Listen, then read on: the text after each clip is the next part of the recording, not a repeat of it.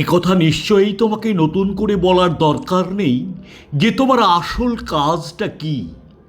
এতগুলো সাবজেক্ট, এত বড় সিলেবাস, সপ্তাহে সপ্তাহে গ্রেড টেস্ট, মাসে মাসে পিরিয়ডিক্যাল পরীক্ষা, তার সঙ্গে রবিবার গানের ক্লাস, প্রতি বুধবার আঁকার ক্লাস, এগুলোর একটাতেও ফাঁকি দেওয়া যে ভীষণ অন্যায় সেটা না বোঝার মতো ছোট তুমি আর আছো কি?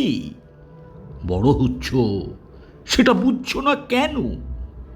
তোমার জন্য দুধ, হরলিক্স, ভিটামিন ক্যাপসুল, তোমার জন্য 5 জন টিউটর নানা সাবজেক্টের, তোমার জন্য নরম বিছানা, ইংলিশ মিডিয়াম, তোমার জন্য বছরে একবার লম্বা বেড়াতে যাওয়া, তোমার জন্য বোনলেস চিকেন, পপকর্ন, সন্দেশ।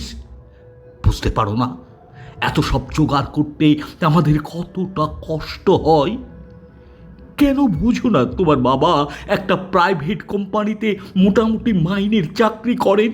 সরকারি বাবুদের মতো তার অনেক মাইনে নয়, উপরিও নেই। এসব বোঝার বয়স হয়নি নাকি? তুমি ইদানিং ভীষণ অমনোযোগী হয়ে পড়ছো কেন? তুমি পরশু বৃষ্টিতে ভিজে কাকবেজা হয়ে বাড়ি ফিরেছ কেন? তুমি হঠাৎ হঠাৎ বারান্দায় রেলিংয়ে ভর দিয়ে উদাস হয়ে আকাশ দেখো কেন?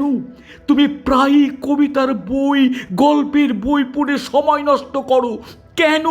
তুমি মাঝে মধ্যেই সিডি চালিয়ে গান শোনো কেন? এগুলো যে অন্যায়, ভীষণ অন্যায়। তুমি বোঝো না এসবের জন্য আমাদের এক প্রাণান্ত দিন যাপন? না খোকন, না। ডাক্তার, ইঞ্জিনিয়ার না হলে সমাজে কেউ পুঁছবে, কেউ মুখ তুলে চাইবে না খোকন, না।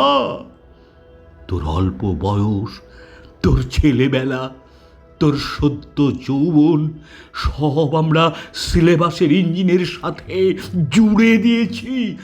তুই ছোট, মালগাড়ির নীরের বগির মতো তুই ছোট খোকন। আকাশ দেখিস না, গান শুনিস না, কবিতা পড়িস না, উদাস হোস না খোকন। তোকে বড় হতে হবে, অনেক বড়। তোকে নিয়ে আমরা জুয়ো খেলছি খোকন। আমাদের হারিয়ে দিস না বাবা।